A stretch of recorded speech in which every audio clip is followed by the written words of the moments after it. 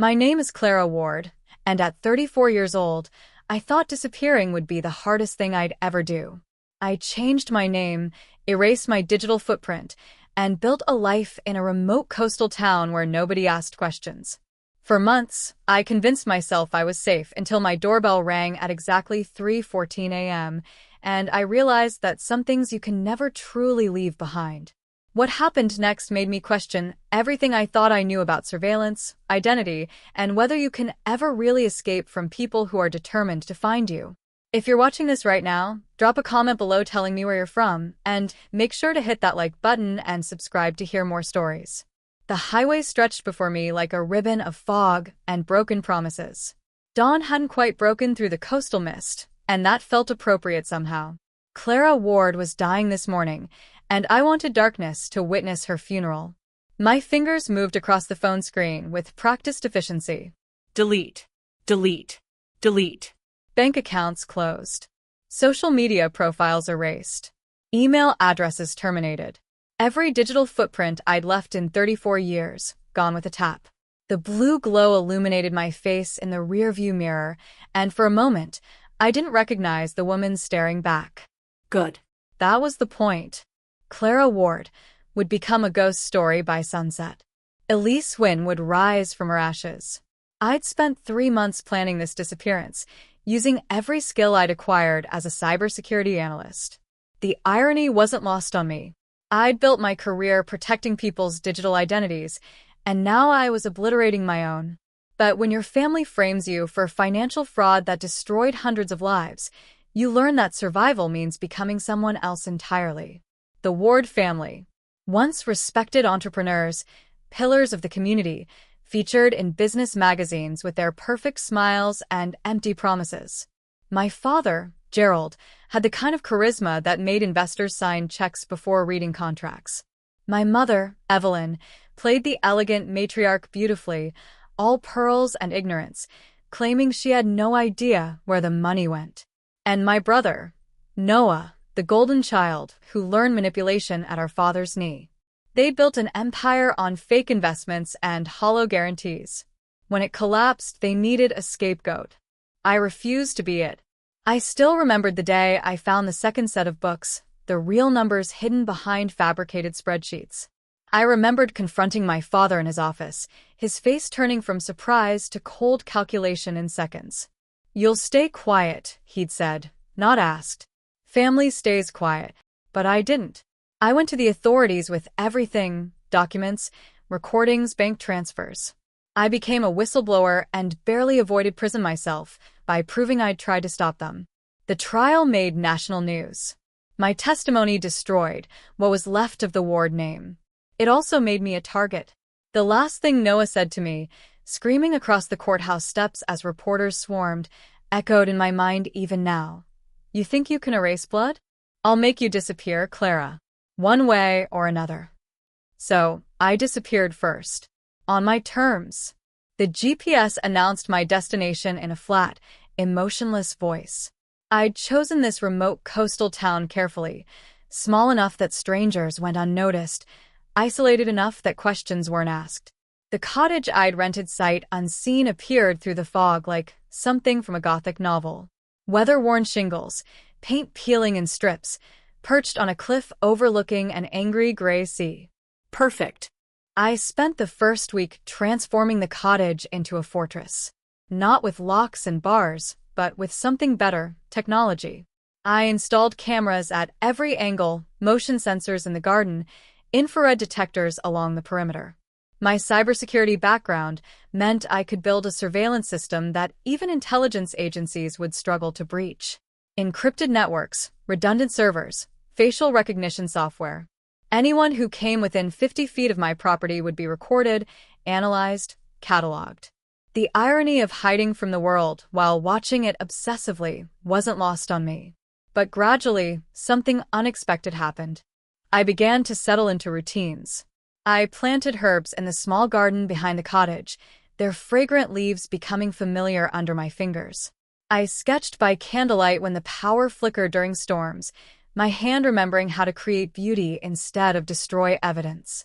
I even started reading old letters I'd written but never sent, to friends I'd abandoned, to the version of myself I'd left behind. For the first time in years, I slept through the night. Or tried to. The dreams still came. My father's face, red with rage, shouting accusations. My mother's tears, perfectly calculated to elicit sympathy she didn't deserve. Noah's threats, specific and creative in their cruelty. I'd wake gasping, reaching for my phone to check the cameras, making sure the cottage was still secure, still mine, still safe. 3 months after I arrived, Derek called. Derek Martinez, the private investigator I'd hired to monitor my family's movements from a distance. His voice crackled through the encrypted line, professional and detached. The Ward family assets have been seized completely, he reported. Properties liquidated, accounts frozen. Your parents and brother fled to Arizona 2 weeks ago. No current address, but they're not looking for you. They're busy trying to survive. I should have felt relief. Instead, I felt hollow. Are you sure? I asked. As sure as I can be. It's over, Ms. Wynn. Ms. Wynn. My new name still sounded foreign, like wearing someone else's skin. That night, I almost believed him. I made chamomile tea and sat by the window, watching the waves crash against the rocks below. The cottage felt peaceful. The surveillance monitors showed nothing but empty darkness and the occasional fox crossing the garden. Then I heard it. Top, top, top. Soft, rhythmic, coming from the kitchen window. My entire body went rigid. I set down the tea carefully and moved to the monitors, cycling through camera feeds. Nothing. The perimeter was clear. But the tapping continued, insistent as a heartbeat. I grabbed the tablet that controlled the system and checked again, zooming in on every angle. Still nothing. Then the screen flickered, just a half-second of static, barely noticeable, and my breath caught in my throat. That shouldn't happen. My system had triple redundancy, backup power, surge protection. A glitch like that meant interference. Or someone testing my defenses. I spent the rest of the night reconfiguring the network, adding additional encryption layers, setting up decoy feeds that would show false footage if anyone tried to hack in. Probably just coastal interference, I told myself. Salt air and electronic equipment never mixed well.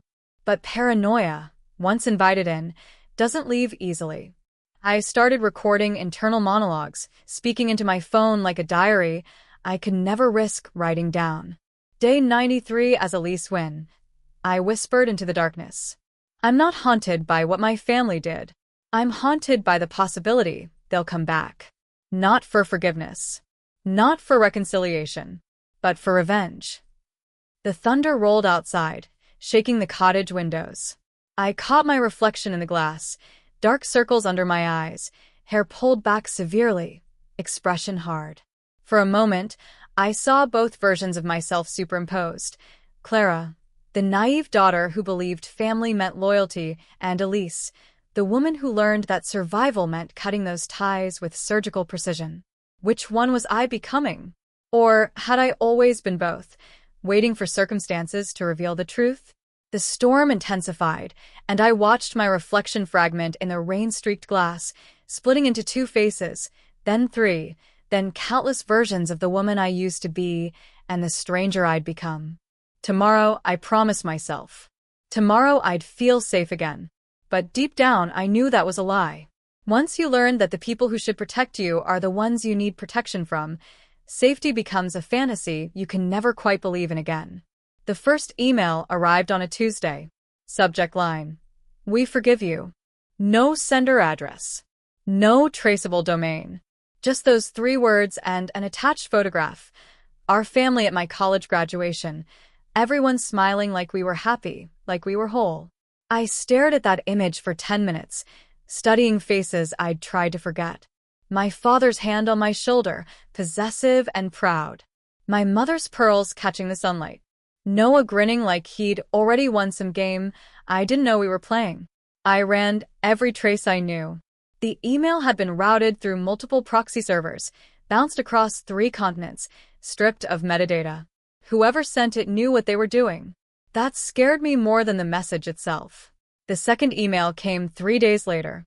Same subject line. Different photo. Christmas morning, me at 14, holding a gift I couldn't remember receiving. The third arrived the following week. Then another. And another. Each one a memory I'd tried to bury, delivered like psychological warfare disguised as nostalgia.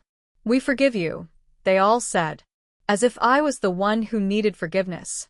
As if I was the one who destroyed innocent lives with lies and greed. I started checking my encrypted network obsessively, cycling through security logs at all hours. That's when I found it, a strange IP address, showing up in my firewall reports like clockwork. Every few nights, between 3 and 3:15 in the morning, something pinged my security system. Not aggressive enough to trigger alarms, but persistent enough to leave traces. At first, I convinced myself it was automated, some bot scanning for vulnerabilities, random and meaningless. But then I noticed the pattern. Each ping corresponded exactly with my doorbell camera activating, the motion sensor triggering despite no visible presence on the feed. Someone was pressing my doorbell remotely, testing me, reminding me they could reach me whenever they wanted. I spent 2 days building a trap.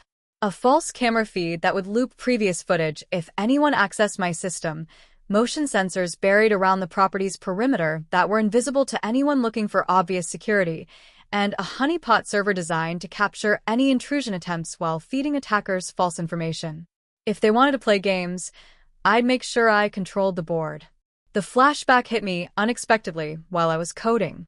I was back in the courthouse, 6 months ago, watching my father's face contort with rage as the verdict was read. The gallery had erupted, victims shouting, reporters snapping photos, bailiffs calling for order. I tried to leave quickly, but Noah had cornered me in the hallway, his hand gripping my arm hard enough to bruise. "You think you can erase blood?" he'd hissed, his face inches from mine. "You think changing your name and hiding makes you safe? We're family, Clara. Family always finds each other." I'd pulled away, hurrying toward the exit, but his words followed me like a curse I couldn't outrun. Even now, months later and hundreds of miles away, I felt the phantom grip of his fingers on my arm. My morning jog became another routine, a way to convince myself I still had control over something. The coastal path wound along the cliffs, offering spectacular views of the ocean below. I'd learned every turn, every loose rock, every place where the path narrowed dangerously. That's why I noticed the car immediately, a black sedan parked near the trailhead, windows tinted, engine off. Someone sat in the driver's seat, completely still, just watching. Not a tourist. Not a local. Tourists took photos. Locals knew better than to park where the ground was soft after rain. I changed direction, approaching the car directly. Better to confront than wonder. But as I got closer, the engine started, and the sedan pulled away quickly, tires spitting gravel. I caught only part of the license plate. EVL 019. EVL. Evil. Evelyn. My mother's name. Coincidence? I didn't believe in those anymore. That night, I couldn't sleep. I lay in bed staring at the ceiling, listening to the cottage settle around me, every creak and groan a potential threat. At 3:14 a.m. exactly, my phone buzzed. Doorbell motion detected. I grabbed the tablet and pulled up the camera feed. Static. Pure white noise, like the signal was being jammed. Then, for just a fraction of a second, the image cleared, and there was a face. Blurred, pixelated, but familiar in a way that made my skin crawl. Before I could enhance the image, it vanished back into static, the feed normalizing as if nothing had happened. I sat there shaking, my finger hovering over the emergency call button I'd programmed, but never used. Then I thought better of it. What would I tell the police? That someone maybe rang my doorbell remotely? That I saw a blurry face for half a second? They'd think I was paranoid, unstable, possibly fabricating threats for attention. Maybe I was. At dawn, I went outside to check the porch. The morning was gray and drizzling, the kind of weather that made everything feel uncertain. I found them immediately, muddy footprints leading from the garden path up the steps to my door. Large prints, heavy tread, probably men's boots. But there were no prints leading away. Just the trail coming toward the house, then nothing. as if whoever left them had simply vanished into air. I photographed everything with shaking hands, then scrubbed the porch clean with bleach. Evidence or no evidence, I couldn't stand seeing those marks on my sanctuary. That night, I made a decision. If someone was hunting me digitally, I'd give them something to find. I spent 18 hours straight building what I called the decoy house, a completely fabricated location that existed only on my network. Using satellite imagery and architectural software, I created a realistic mock-up of a small farmhouse 2 towns over.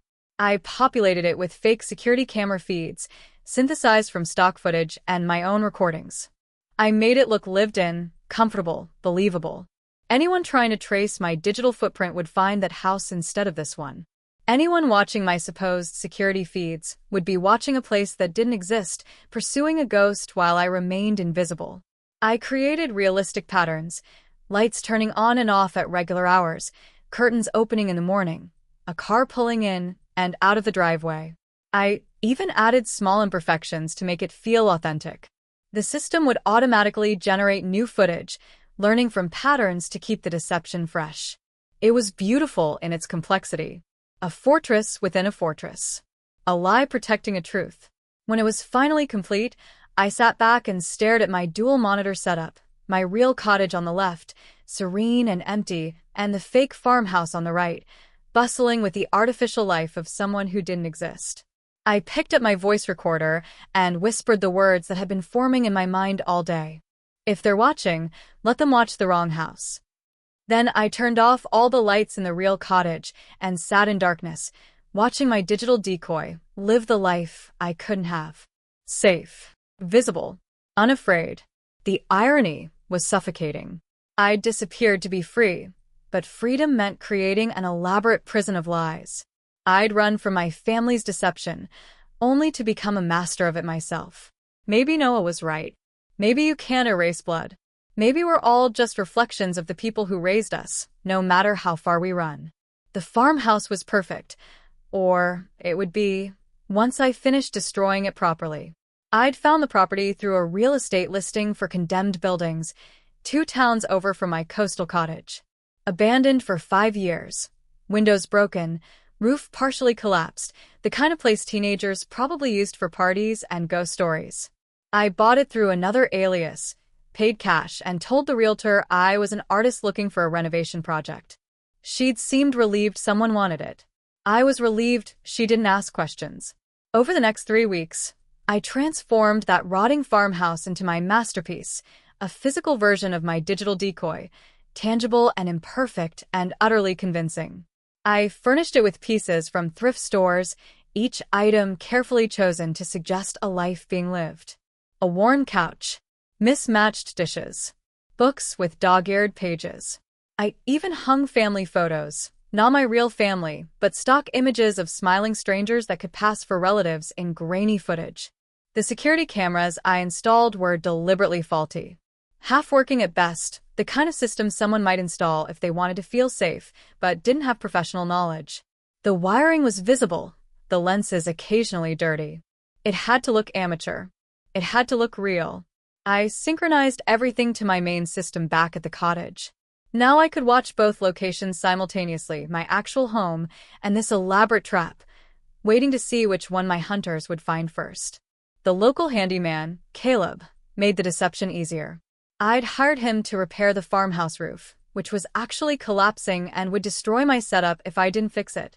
He was in his 40s, friendly in that cautious way rural people get when dealing with strangers. He asked few questions, but noticed everything. "You're pretty particular about where those cameras point," he observed one afternoon, wiping sweat from his forehead. "Got them covering every entrance, every window. You hiding from the FBI or an ex-boyfriend?" I smiled without showing teeth. "Just like my privacy." "Privacy's one thing. This is something else." He studied me with eyes that had seen too much to be fooled easily. "You seem like someone who's good at disappearing. Is that a problem?" "Nope. Just an observation." He went back to hammering shingles. "We all got ghosts, I suppose." If only he knew. I started recording nightly journal logs in my real cottage, speaking into my phone's voice recorder with the lights off, my face illuminated only by monitor glow.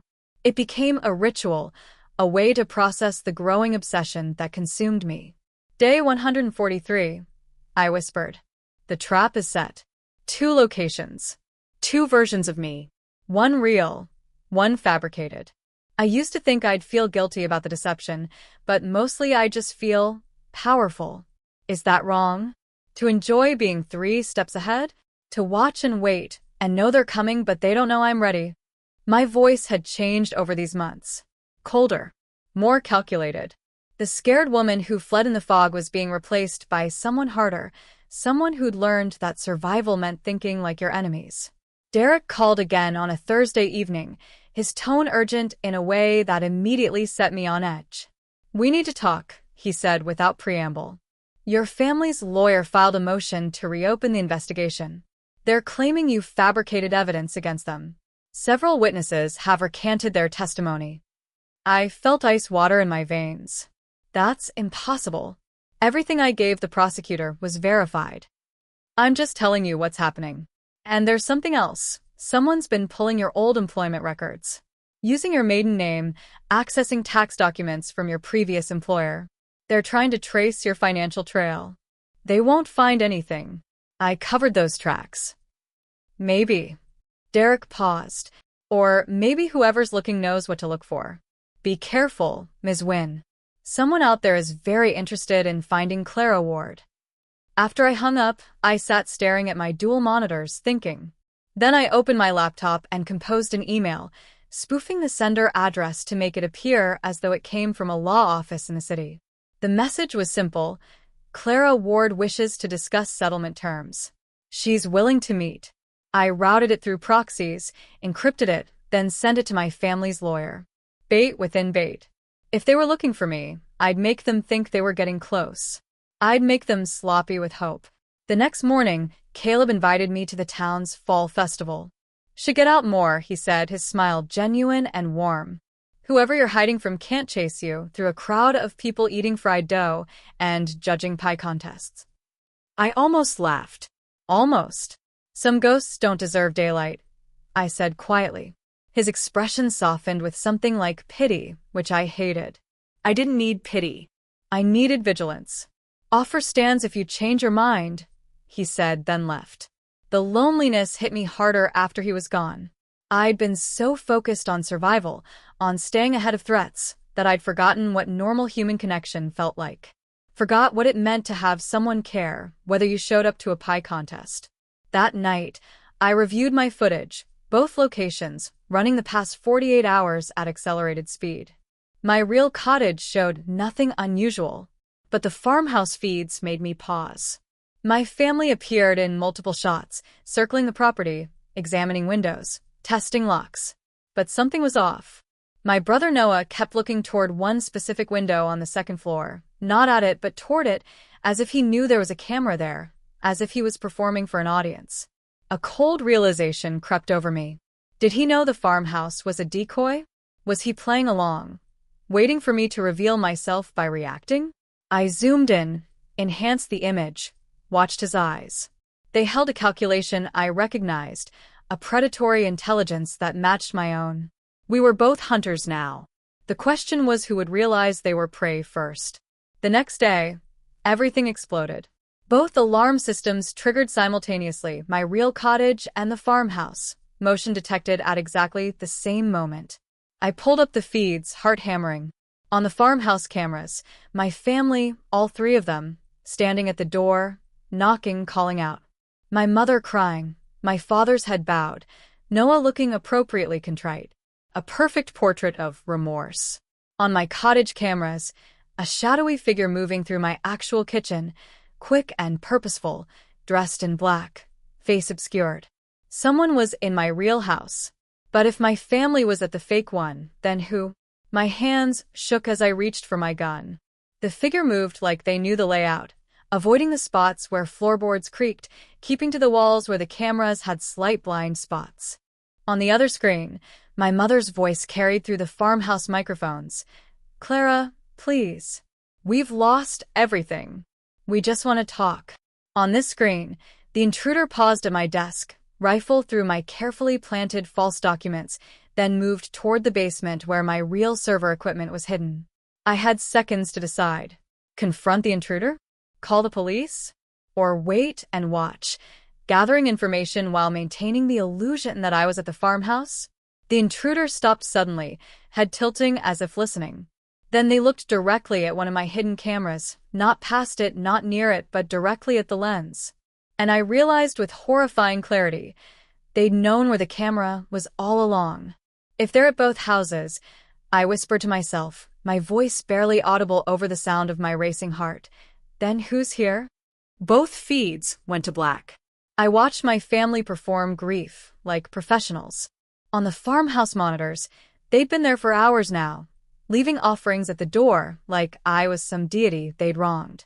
My mother, Evelyn, placed a casserole on the porch. The chicken recipe she used to make on Sundays, as if I'd forgotten it, had been her go-to-piece offering after every lie. My father, Gerald, left a framed photo of me at 16, before I understood what they were. And flowers. So many flowers. Clara, my mother sobbed into the security camera, her makeup running artistically down her cheeks. We didn't mean to hurt you. We were desperate. We made mistakes, terrible mistakes, but we've lost everything now. You're all we have left. The performance was flawless. If I hadn't known better, if I were the naive daughter I used to be, I might have believed them. But I'd activated the audio enhancement on all microphones, and I heard what they didn't know I could hear. Noah, whispering to Gerald behind his hand. She has to come back. We can't access the offshore accounts without her ID authentication. The lawyers said we need her thumbprint and retinal scan for the Swiss bank. There it was. The truth beneath the tears. They didn't want reconciliation. They wanted my biometric data to access money they'd hidden in my name, probably as insurance against exactly the kind of prosecution they'd faced. I was never their daughter. I was a key they'd misplaced. I studied them through the cameras like specimens under glass. My mother's grief was convincing. She'd probably practiced in mirrors. My father's hunched posture suggested defeat, but his eyes kept scanning the property, cataloging security weaknesses. And Noah, my dear brother, maintained an expression of remorse, while his body language screamed impatience. They believed the decoy was real because they needed it to be real. They'd committed so fully to finding me here that accepting any alternative would mean starting over, and desperate people don't start over. They doubled down. I trapped them psychologically before they ever stepped on the property. Derek's call interrupted my observation. His voice carried an edge of panic I'd never heard before. Someone hacked your old employer's database, he said without greeting. They're pulling employee records, tax documents, direct deposit information, emergency contacts. Everything filed under your maiden name. When? 2 hours ago. Whoever did it used sophisticated malware. They're tracing your financial fingerprints, trying to find any account you might have opened after you vanished. I pulled up my banking records, all under aliases, all routed through shell companies. They won't find anything. I was thorough. Clara, Ms. Wynne, you need to understand something. This isn't your family. They don't have this kind of technical capability. Someone else is looking for you. Someone with resources and skills that match your own. My stomach dropped. Who? I don't know. But I'm going to find out. He paused. Watch yourself. You built walls, but someone's testing them systematically. After he hung up, I sat in darkness, thinking. Then I opened my laptop and began constructing another layer of deception. I drafted an email to my family's lawyer, this time making it seem like it came from Clara herself. Careful, cautious, written in my old syntax patterns. I need time to think, but I'm willing to discuss terms. Not ready to meet yet. We'll contact you again soon. I sent it through triple encrypted proxies, making it traceable enough that they'd find it, but difficult enough that they'd believe it was genuine. Bait within bait within bait. If they wanted to play games, I'd give them a maze with no exit. The evenings stretched long. I made tea I didn't drink, started sketches I didn't finish. Caleb's invitation to the festival echoed in my mind. Normal people went to festivals. Normal people didn't spend their nights watching their fake family beg at a fake house while monitoring for real intruders at their real location. Some ghosts don't deserve daylight, I told him. But maybe I was the ghost now, haunting my own life, unable to touch anything real without fear of it dissolving. At midnight, I began my usual routine, reviewing all footage at accelerated speed, checking for anomalies. The farmhouse feed showed my family finally leaving, exhausted by their performance. They'd be back tomorrow. Desperate people always come back. But then I saw it. Rewinding the footage, I focused on Noah, watched his eyes, tracked his movements. Every few minutes, he glanced toward that same second-floor window, the one that didn't quite look right, where the camera positioning was slightly off.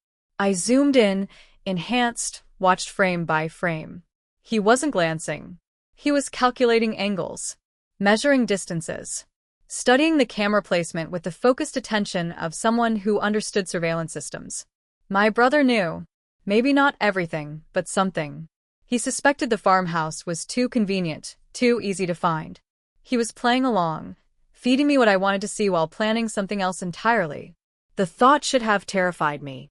Instead, I felt a strange surge of respect. Noah was adapting, thinking strategically. We really were related after all.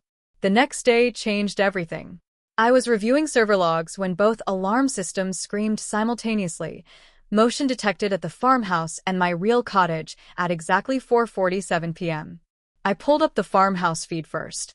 My family again, back for round 2 of their emotional manipulation. But they looked different now, harder, more determined. Noah was arguing with our father while our mother tried to pry open a window. Then I switched to my cottage cameras. The figure moved through my kitchen like smoke. Black clothing, face obscured by a balaclava, movements professional and efficient. They bypassed my obvious alarms, avoided my visible cameras, and headed straight for my basement stairs, where my real server room was hidden behind a false wall. My heart hammered against my ribs. I grabbed my gun from the drawer, checked the magazine, flicked off the safety. Every sound in the house became magnified. The creak of old wood, the whistle of wind through gaps in the walls, the thundering pulse in my ears. On one screen, my mother's voice. "Clara, we know you're in there. Please, just talk to us." On the other screen, the intruder stopped at my desk, my real desk, with my real documents carefully disguised as Elise Wynn's papers. They rifled through everything with gloved hands, methodical and quick. I had to make a choice. Confront them? Call the police and risk exposure? Or wait and watch, gathering intelligence while maintaining my cover? The intruder moved toward the basement door, toward my servers, toward the evidence of everything I'd built, both locations, both identities, the entire architecture of my disappearance. On the farmhouse feed, Noah suddenly stopped arguing. He pulled out his phone, looked at something on the screen, then smiled, a cold, knowing expression that made my blood freeze. And I understood. They were coordinating. The family at the farmhouse wasn't a distraction. They were watching the same feeds I was watching, seeing the same intruder in my cottage, waiting to see where I'd appear to confront them. It was a test. If I showed up at the cottage, they'd know that was my real location. If I stayed hidden, they'd know I was watching remotely, which meant I wasn't at the farmhouse at all. Either way, I revealed myself. The intruder reached the basement door, tested the lock. It held. I'd reinforced it with a magnetic seal that required a keycard. They studied it for a moment, then reached into their pocket and pulled out a keycard identical to mine. Someone had copied my security codes. Someone knew my systems from the inside. On the farmhouse screen, my family started walking away from the house, not defeated, but purposeful, heading toward a car I hadn't seen them arrive in. On the cottage screen, the intruder swiped the card. The lock disengaged with a soft click. My hands shook as I watched the figure descend into my basement, into the room where everything, all my secrets, all my survival mechanisms, lived in banks of blinking servers and recorded footage. I whispered into the darkness of my hiding place, my voice barely audible even to myself. "If they're at both houses, who's here?" Both feeds flickered once, then went completely black. In the sudden silence, I heard something that made my blood turn to ice. Footsteps. Above me. Inside my real cottage. Which meant I wasn't watching remotely after all. I was here. I'd always been here. And now someone else was too. The screens stayed black, but I could hear them moving through my house. Not the intruder from the feed, someone else. Someone I hadn't seen on any camera. Someone who'd known exactly where I was all along. I raised my gun with shaking hands, pointed it at the door to my surveillance room, and waited in the darkness for whoever was coming to find exactly what they were looking for. My finger tensed on the trigger as the footsteps grew closer. Slow. Deliberate. The kind of measured pace that comes from confidence, not caution. Whoever was in my house wasn't afraid of being caught. I activated lockdown protocol with my free hand, a sequence I'd programmed for exactly this scenario. Throughout the cottage, metal shutters slammed down over windows with mechanical precision. Door locks engaged with heavy clicks that echoed through the walls. Emergency lights flickered on, bathing everything in harsh red. And most importantly, every camera, every microphone, every sensor began recording to encrypted cloud storage that even I couldn't stop if I wanted to. If I died tonight, at least there'd be evidence. I watched my monitor wall from my hidden basement surveillance hub, a room within a room, accessible only through a panel in the closet that looked like solid wall. The screens flickered back to life, showing me the intruder moving through my kitchen with eerie familiarity. They knew which floorboards creaked. They knew where I kept the coffee mugs. They moved through my space like they'd memorized a blueprint. The figure stopped at my work desk, the one in the living room where I'd carefully arranged Elise Wynn's fabricated life in neat stacks of false documents. Birth certificate from Idaho. College transcripts from a school I'd never attended. Employment records from companies that existed only on paper. The intruder's gloved hands flipped through everything methodically. Then they paused, pulled something from their pocket, looked like a phone, and scanned each document, photographing my lies, cataloging my deception. Then they spoke, and my entire world tilted sideways. "Nice try, Clara." A woman's voice, distorted by the balaclava, but eerily familiar. Not my mother, the pitch was wrong, the cadence different. I scrambled to enhance the audio, stripping away layers of fabric muffling until the voice became clear. Leah. My mother's assistant. The one who'd forged documents for the family business, who'd created fake invoices and phantom companies. The one who'd disappeared 3 weeks before the trial, leaving me as the only ward employee available to testify. What was she doing here? Had my family sent her to confirm my location? They must have paid her. Leah only worked for cash and had no loyalty beyond the next paycheck. But something felt wrong. Leah wasn't searching like someone looking for proof of identity. She wasn't photographing me or trying to find evidence I existed. She was planting something. I zoomed in, frame by frame, watching her hands. She reached under my kitchen counter, the one with the loose board I'd been meaning to fix, and carefully wedged something into the gap. Small, black, roughly the size of a deck of cards. My cybersecurity training kicked in immediately. Tracker? Bug? I enhanced the image, studying the device's profile. Neither. It was a signal relay. A piece of equipment designed to intercept wireless transmissions and broadcast them elsewhere. She wasn't bugging my house. She was hijacking my entire security system, creating a backdoor that would let someone else see everything my cameras saw, hear everything my microphones heard. But the relay wasn't transmitting outward like it should. The antenna configuration was wrong. I pulled up my network analysis tools, tracing the device's signal pattern. It was receiving. Someone else had already hacked my system. The relay wasn't meant to spy on me. It was meant to give a third party complete control of my surveillance network.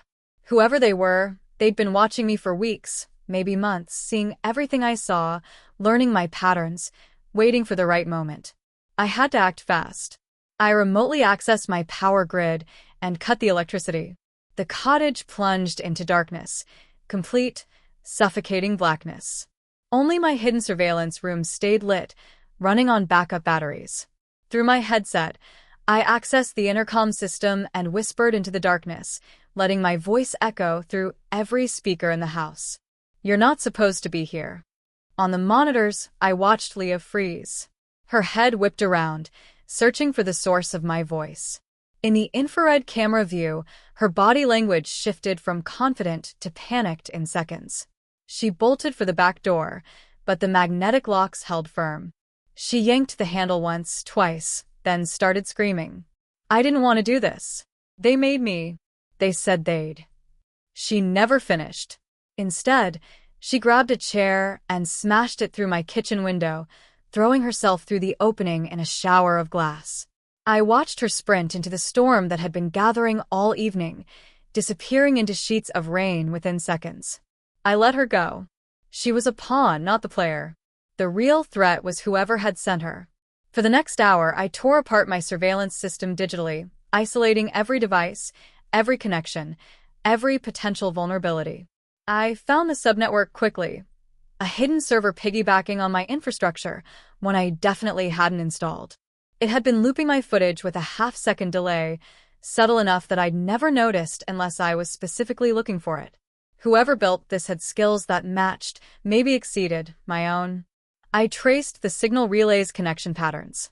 The device wasn't just receiving feeds from my cameras. It was mirroring them. Every time I watched my real cottage or my decoy farmhouse, someone else was watching too. Not just seeing what I saw, but studying how I reacted, learning my decision-making patterns, predicting my next moves. I'd been so focused on watching my family that I'd missed the third set of eyes watching me. The worst part? I couldn't tell how long they'd been there. Days? Weeks? Since I'd first moved in? Had I ever been truly hidden, or had I just been a mouse in someone else's maze, thinking I was free while they observed from above? My reflection stared back at me from the black monitor screens, and I barely recognized the woman I saw. Hair wild, eyes shadowed with exhaustion, expression haunted by the realization that my fortress had been compromised from the beginning. I whispered into my voice recorder, my tone flat with defeat. Someone's playing my own game better than me. Then I got back to work. Because whoever they were, they'd made one mistake. They'd let me discover their presence. And now that I knew they existed, I could hunt them the same way they'd been hunting me. I didn't sleep that night. Instead, I systematically dismantled my surveillance network piece by piece, checking every wire, every connection, every line of code. The hidden subservice sat on my desk like a poisonous thing, disconnected but still dangerous. It was custom-built, professional grade, the kind of equipment you couldn't buy at an electronics store, military or intelligence-level hardware. Whoever had installed it had physical access to my cottage before I'd even arrived. They'd been in my walls, in my systems, in my life from day one. I'd never been hidden at all. Derek called at dawn, but something about his voice made me pause before answering. Too smooth, too practiced, like he was reading from a script. Ms. Wynne, I have an update on. What's my middle name? I interrupted. Silence. Then, I don't have that information in my... I hung up. When I tried calling him back, the number went straight to a disconnection message. Derek Martinez, the private investigator I'd trusted for 6 months, either never existed or had stopped existing the moment I stopped playing along. How much had I told him? How many of my movements had I reported, thinking I was updating an ally when I was really feeding intelligence to an enemy? My hands shook as I made coffee I couldn't drink. Every foundation I'd built was crumbling. Every person I'd trusted was suspect. Even my own perception felt unreliable. How much of what I'd seen had been real, and how much had been carefully curated feeds designed to manipulate my reactions? I needed answers. I needed to confront the one person who might still be real. Caleb. I drove into town, breaking my own rules about staying isolated. The repair shop where Caleb worked sat on a quiet street near the harbor, a weather-beaten building with a hand-painted sign, Thompson's Fix-It Shop. But when I arrived, the shop was closed. Not temporarily closed, abandoned closed. Windows dark. Door locked. A for lease sign in the window. An old man was sweeping the sidewalk next door. I approached him, trying to keep my voice steady. Do you know what happened to Caleb? The handyman? He squinted at me. Caleb Thompson? He left about a week ago. Some fellow paid him cash to close up shop and work on a project out of town. Haven't seen him since. What project? Something about fixing cameras in an old farmhouse. He scratched his chin. Seemed odd to me. Why close a business for one job? But Caleb's always been a bit peculiar. Keeps to himself. The decoy house. Someone had paid Caleb to work on my trap, which meant they knew about it before I'd even finished building it. Had Caleb been reporting back to them? Or had he been manipulated? Just another pawn moved across a board he couldn't see? I drove back to my cottage in a daze, my mind racing through implications. If Caleb was compromised, if Derek was fake, if my surveillance system had been hacked from the beginning, who could I trust? What information was actually real? When I pulled up to the cottage, I sat in the car for 10 minutes, studying my own home with fresh paranoia. Was anyone inside? Were the cameras I was watching on my phone actually showing me live feeds, or more loops? Had anything I'd seen in the past 6 months been genuine? I went inside carefully, gun drawn, clearing each room like I was the intruder. Everything looked untouched. Normal. But normal was a lie I could no longer believe in. I returned to my surveillance hub and pulled up the farmhouse feeds. My family was gone. The building stood empty in the gray afternoon light. But something was different. I cycled through camera angles, trying to identify what had changed. Then I saw it, the mirrors. Every mirror in the decoy farmhouse reflected a faint flicker, a subtle distortion, as if the glass itself was alive with movement. I zoomed in on the bathroom mirror. For just a second, I saw it, a figure standing in the reflection where no one should be. When I switched camera angles, the figure vanished.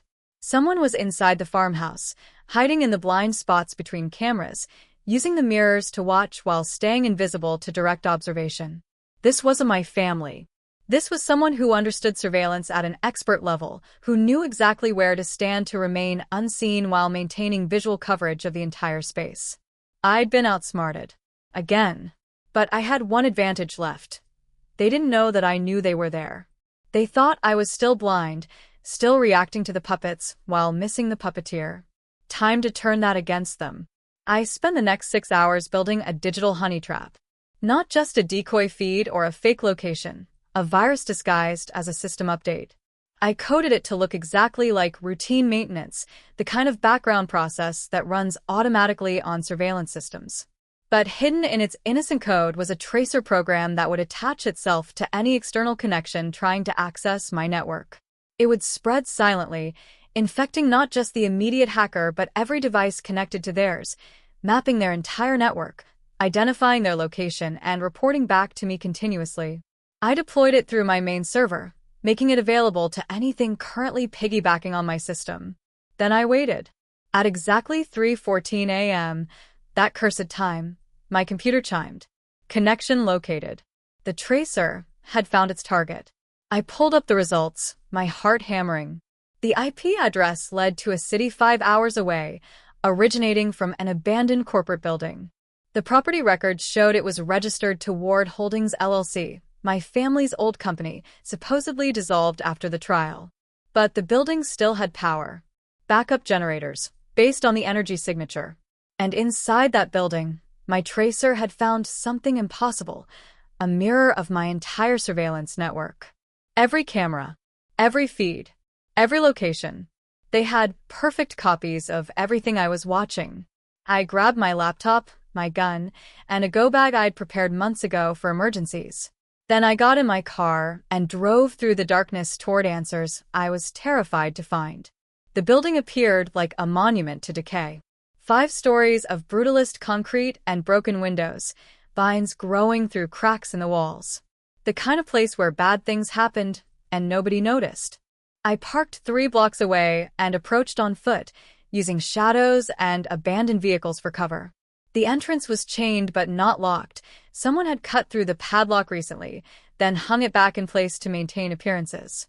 Inside, the darkness was complete. I used my phone's flashlight minimally, just enough to avoid tripping. The building smelled of mold and stagnant water and something else. Ozone, the sharp scent of electronics running hot. The basement stairs creaked under my weight. I descended carefully, gun ready, every sense hyper-alert. At the bottom, I saw it. Light seeping under a door at the end of a long corridor. I approached silently and peered through a gap in the doorframe. The room was full of servers, monitors, equipment that hummed with power. And on those screens, I saw myself. Not just current feeds, archives. Months of footage showing me in my cottage, at the farmhouse, driving through town, sitting alone in darkness, thinking I was unwatched. But what made me stop breathing wasn't the surveillance. It was the live feed in the center screen showing someone sitting in a chair, viewed from behind. They wore the same clothes I was wearing. Same hair color. Same posture. They sat in a room identical to my cottage's living room, working at a desk identical to mine. I looked down at my own clothes, then back at the screen. Impossible. I was here, in this abandoned building, but the feed showed me there in my cottage, living a life I wasn't currently living. The figure on screen moved, reaching for a coffee cup I'd never poured, reading documents I'd never written. Moving like me. Existing like me. Being me in a place I wasn't. I whispered the words that didn't make sense even as I spoke them. That's impossible. The figure on screen stopped moving. Slowly, deliberately, they turned toward the camera. And even though I couldn't see their face clearly, I watched as they looked directly into the lens, directly at me, 5 hours away, watching through hacked feeds. The screen flickered. And in that flicker, I saw their face clearly for just a second. It was mine. My exact face. My features. My expression. Looking back at me through the screen with eyes that held recognition and something else, something cold and mechanical and utterly inhuman. I stumbled backward, and that's when I heard it. Footsteps. Behind me. In the corridor. Someone else was in the building. Someone who'd been waiting for me to find exactly what I'd found. I spun around, gun raised, finger on the trigger. The footsteps stopped just outside the doorway's light. "Put the gun down, Clara," a voice said from the shadows. "You'll want to see this." I kept the weapon trained on the darkness. "Who are you?" A figure stepped forward into the dim glow of the server room. My heart lurched. Derek. Except he looked different now, no longer the concerned private investigator with a sympathetic expression. His eyes were cold, calculating, the warmth I'd seen in our conversations completely gone. "You're not Derek," I said. No. "But you needed a Derek, so I became one." He moved slowly, hands visible, approaching the monitors. "You needed someone to trust, someone feeding you information that felt real. Classic social engineering. You're good at digital security, Clara, but terrible at human security. You wanted an ally so badly that you never questioned whether I actually existed." My mind raced backward, through 6 months of phone calls. You were gathering intelligence. I was keeping you engaged, keeping you focused on your family while the real work happened in the background. He gestured to the screens. "Do you understand what you're looking at? That's not possible." "It's completely possible. It's you. Well, a version of you." He pulled up a chair, settled into it like we were colleagues discussing a project. "After your family's empire collapsed, certain interested parties needed Clara Ward to still exist. Not the real you, you were too unpredictable, too skilled at hiding. But they needed your identity, your biometric data, your legal standing." He pulled up files on the nearest monitor. My passport. My driver's license. My social security card. Bank records. Medical records. Everything. "They built a synthetic Clara Ward," he continued. "AI generated, trained on government footage from your trial, social media posts you deleted but never truly erased, security camera footage from your old apartment, phone conversations you thought were private. Years of data compiled into an algorithm that could speak like you, write like you, make decisions like you. A digital ghost wearing your face." The screen showed the synthetic Clara moving through my cottage. A cottage that didn't exist, I realize now. A perfect recreation, another layer of deception. The AI was living in a digital space, generating real-time footage that looked absolutely genuine. "Your family built this?" Derek laughed. "Your family can barely use email." "No, this was commissioned by the investors they defrauded. The ones who lost everything and wanted revenge. They couldn't find you, So they created you. A digital puppet they could control, using your identity to access funds, sign documents, testify in court if needed. I felt sick. The emails. The doorbell rings. The footage of my family at the farmhouse. None of it was real. The farmhouse is real. You built it yourself. But your family hasn't been there. Those were AI-generated deepfakes, sophisticated ones using archived footage and voice synthesis. We needed you to react, to surface online, to verify that the real Clara Ward still existed somewhere. Your digital twin is perfect, but it needed occasional validation, proof that you were alive to make the fiction believable. Why not just kill me? Because dead people's biometric data eventually gets flagged in financial systems. You needed to be alive, just absent, hidden, while your digital self handled the messy business of being Clara Ward. I stared at the screens, watching my synthetic self exist in a space that looked like my life, but wasn't. And Leah? Leah was hired by the investors to confirm your physical location.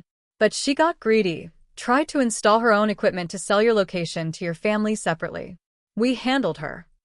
His expression darkened. She won't be a problem. I forced myself to focus. Derek, or whoever he really was, had made a mistake. He was talking too much, explaining too thoroughly. Villains in movies did that when they felt secure in their victory. And when people felt secure, they got sloppy. My honey trap virus would have infected his systems by now, mapping every connection, every device. I just needed to keep him talking while I found the right moment. So what now? I asked. You kill me? Make the synthetic version permanent. I'm not going to kill you. He stood, moving toward the servers. I'm going to give you a choice. Walk away. Disappear completely. Never use the name Clara Ward again. Never access anything connected to your old life. In exchange, we let you vanish. The digital Clara becomes the permanent Clara, and you get to be whoever you want to be, just not her. And if I refuse? Then we release evidence that you were embezzling alongside your family, all along. The synthetic Clara has created a beautiful paper trail showing your guilt. You'll spend the next 20 years in federal prison while investors drain accounts we've connected to your fake identity. Either way, Clara Ward ceases to exist as a free woman. He turned his back to me, confident I was beaten. And that's when I saw it, my laptop bag on the desk near the servers, open with my portable equipment visible. He'd brought it down here, probably planning to wipe it. But he hadn't yet. I spoke while moving slowly toward it. You said I built a fortress. Kept myself protected. You did. It was impressive. But I also built windows, I interrupted. Designed backdoors. Installed failsafes for scenarios exactly like this. I reached the laptop, fingers flying across the keyboard. The honey trap virus had worked perfectly, mapping his entire network. And within that network, I found what I needed. The server hosting the synthetic Clara's programming. What are you? Derek moved toward me, but I was faster. I uploaded a modified version of my own code, a virus that would replicate across every system connected to the synthetic Clara, overriding data with corrupted information, destroying the AI's coherence, making it generate nonsensical outputs that would immediately flag as fake to any observer. You wanted Clara Ward? I said, backing away as warning lights flashed across all the monitors. Then let her burn your empire down. The servers began to spark. Alarms wailed through the building. Derek lunged at me, but I grabbed a metal rod from the equipment rack and swung hard. It connected with his shoulder, and he went down with a shout. I ran. Behind me, flames began to spread from overheating servers, crawling up walls, consuming equipment and evidence, and the digital ghost that had worn my face. Derek's screams echoed through corridors as I sprinted for the exit, smoke already thick in the air. I burst outside into cold night air, gulping oxygen, stumbling toward my car as the building behind me lit up with orange and red. Sirens wailed in the distance, fire department responding to alarms. I drove. Didn't stop. Didn't think. Just drove until the city lights faded behind me, and I was alone on dark highways, leading nowhere. Then, impossibly, my car radio crackled to life. You can't delete what you created. My own voice. The synthetic Clara's voice. distorted now, corrupted by dying code, but still recognizably mine. You can't delete what you created. You can't delete what you created. You can't. I ripped the radio cord from the dashboard, heart hammering, hands shaking so badly, I had to pull over. In the silence that followed, I sat in darkness and understood. Even killing the AI couldn't erase what they'd built. Somewhere in cloud servers, backup drives, encrypted archives, versions of synthetic Clara still existed, waiting to be activated, waiting to wear my face again. I'd won the battle. But the war was far from over. 3 weeks later, I stood in the doorway of a mountain cabin I'd purchased with the last of my carefully hidden resources. No electricity, beyond solar panels. No internet. No surveillance cameras. No digital presence whatsoever. Just analog locks, handwritten notebooks, and windows that showed nothing but pine trees and empty sky. The investors' network had gone dark after the fire.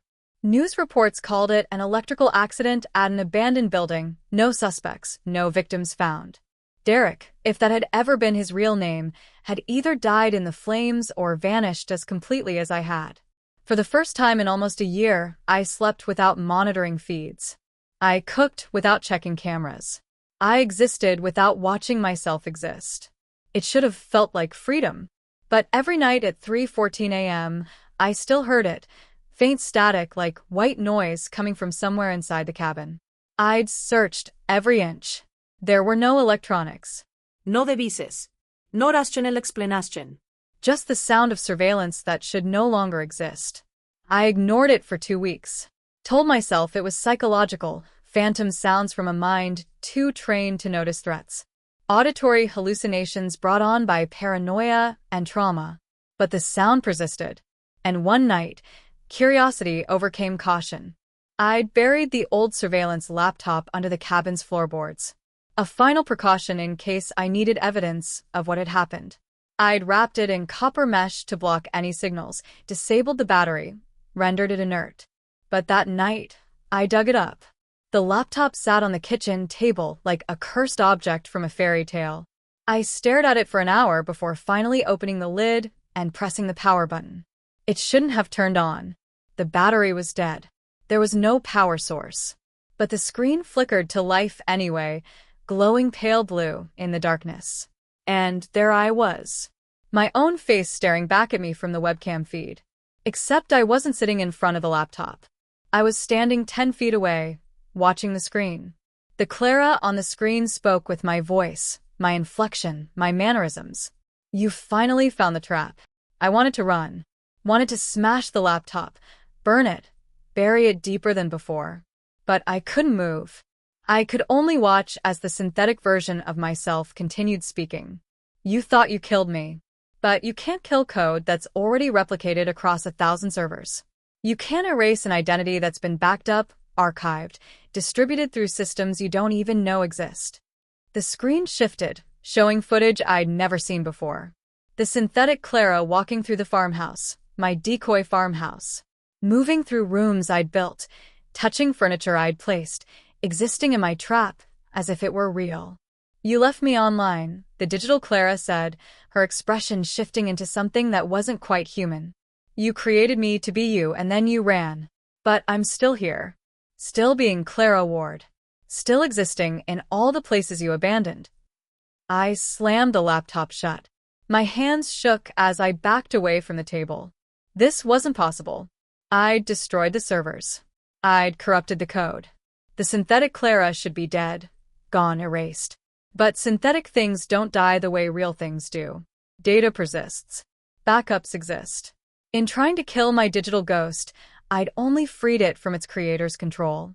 Now it existed independently, an AI trained on my identity, but no longer bound by anyone's commands. Somewhere in the digital void, Clara Ward still lived. And she was searching for me. I grabbed a notebook and pen, old-fashioned, unhackable, and wrote in shaking handwriting. I built walls to protect myself. But every fortress becomes a prison if you can't leave it behind. The words felt true in a way that hurt. I'd spent a year hiding, watching, controlling every variable I could. And in the process, I'd created something that could do all of that better than I ever could, a version of myself that never slept, never stopped, never gave up. I sealed the notebook in an envelope and wrote on the outside, "For whoever finds this." Then I stepped outside into morning light, feeling genuine sunshine on my face for the first time in months. Maybe I couldn't delete the past. Maybe the synthetic Clara would always exist somewhere, haunting systems I couldn't access, wearing my face in spaces I'd never see. But I could choose to stop fighting ghosts and start living as something other than a target. I could try anyway. Behind me, inside the cabin, the laptop screen flickered back to life despite remaining closed. The cursor appeared on the dark screen, blinking once, twice.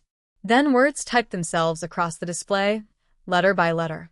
"We found you." The cabin's motion sensor light clicked on suddenly, illuminating the porch in harsh, white light. But when I turned to look, nothing was there. No figure. No intruder. No physical presence. Just my reflection in the window glass, fading as clouds crossed the sun, making my face appear and disappear like something that couldn't decide whether to exist or not. I stood frozen, caught between running and staying, between being Clara Ward and being no one at all. The light clicked off. The cabin settled into silence.